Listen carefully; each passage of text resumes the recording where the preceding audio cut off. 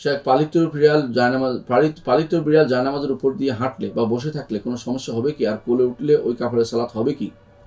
দেখুন, যদি আপনি জানেন যে আপনার বিড়ালের গায়ে কোনো ময়লা নেই এবং তিনি কোনো ময়লার উপর চলাফেরা করেন না, ময়লা মুখে নেন না বা ময়লাকে পা দিয়ে হাঁটেন না, এরকম হলে আপনার বিড়াল যদি জায়নামাজের উপর দিয়ে বসে থাকে বা আপনার গায়ে উঠে, তাহলে আপনাকে আর জায়নামাজে নামাজ পড়তে কোনো সমস্যা হবে না বা কোলে উঠলে আপনার সালাত পড়তেও কোনো সমস্যা হবে না। কিন্তু আপনি যদি না জানেন যে বিড়ালটা কোথেকে আসতে হবে, এমন বিড়াল হয় যারা বনে বাজারে ঘুরে বেড়ায় এবং ময়লাতে ঘুরে, তখন আপনাকে সেই বিড়াল কিন্তু সমস্যাজনক। আর যেহেতু আপনি বলছেন পালিত বিড়াল, সেটা আপনি নিশ্চয়ই জানেন যে সে কোনো ময়লাতে মুখ দেয় না বা হাত দেয় না বা পা লাগায় না, তাহলে আপনার জন্য সেটা এখানে বসলে যদি কোনো ময়লা না দেখেন, দৃশ্যমান কোনো ময়লা না থাকে, তাহলে আপনি সেখানে সালাত আদায় করতে পারবেন এবং সেটা কোলে উঠলেও আপনি কাপড়ে সালাত আদায় করতে পারবেন। তবে ভাই, আপনাকে অনুরোধ জানাচ্ছি, এগুলো নিয়ে বাড়াবাড়ি করবেন না। দুই একজন সাহাবী হয়তো এটাকে কোলে নিয়েছে, তাই বলে আপনি সবাই এই নীতি অবলম্বন করেন যে বিড়াল কোলে নিয়ে পালবো। বিড়াল আমাদের দেশে যেটা সমাজে আজ প্রচলিত হয়েছে, কেউ কুকুর ফেলে, কেউ বিড়াল ফেলে, কেউ পাখি ফেলে, যা কোনো কাজে লাগে না।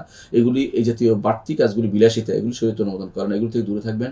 বিড়ালকে তার খাবার প্রয়োজন দিবেন, তারপর তাকে তাড়িয়ে দিবেন। প্রয়োজনে বাড়াবাড়ি করলে তাকে পিটান, হাতের লাঠি দিয়ে ভয় দেখাবেন, কারণ বিড়ালটা কাঁধে উঠতে দেরি করবেন এবং এগুলো পরবর্তীতে ক্ষতির কারণ হতে পারে। এগুলির মুখে অনেক সময় রোগ থাকেই, কারণ এগুলো ময়লা বেশি চলে না অনেক সময়।